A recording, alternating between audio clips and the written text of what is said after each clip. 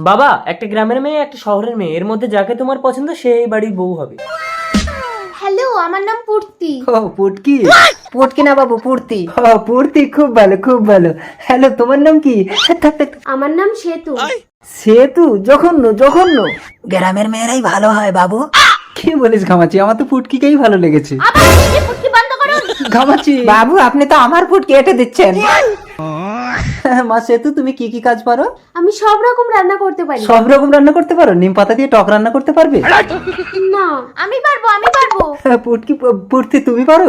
আরে কি বলছো, নিম পাতা তো তেতো হয়, তুমি কি করে টক রান্না করবে? আরে তোমার বাবা তো বলেছে নিম পাতা দিয়ে টক করতে। আমি নিম পাতা তোমার বাবার হাতে ধরিয়ে দিয়ে টক রান্না করে দেবো।